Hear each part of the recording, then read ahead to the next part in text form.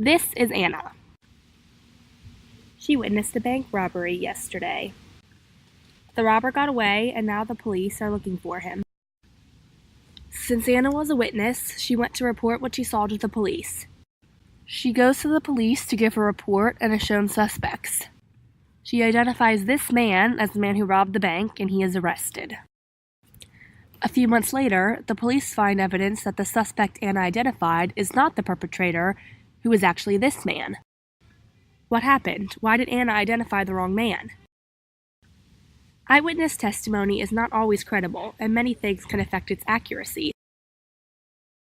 Gender, age, and even language can change an eyewitness report.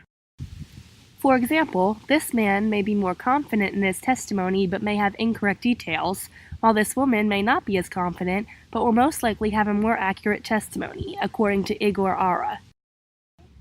Police lineups, which is where a suspect is placed among non-suspects and a witness is asked to identify the suspect, can change the eyewitness credibility as well.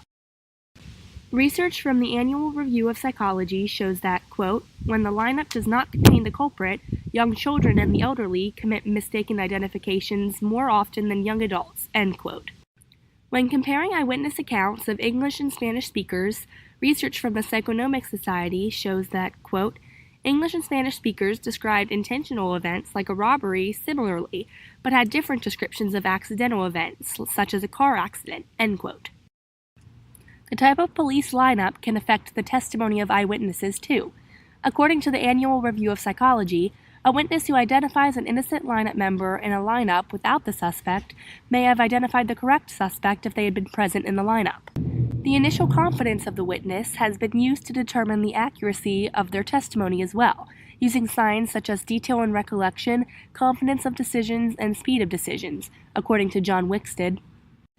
Factors such as misattributed familiarity, where the witness thinks they recognize someone, but they're wrong, and confirming feedback such as good job or you identified the suspect when choosing a suspect can lead to increased confidence in the witness, which is why only the initial confidence of the witness is used to determine accuracy.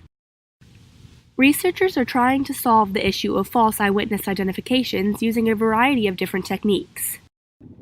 According to Neil Brewer, double-blind lineups in which neither the witness nor the police know who the culprit is could be used to solve misidentifications by eyewitnesses.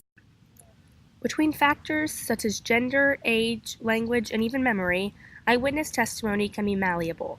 Courtrooms should be cautious about accepting eyewitness testimony as a valid source of evidence, and they should take into account all the factors that can influence the credibility of testimonies. Luckily for Anna, the police caught the right suspect, but this doesn't always happen.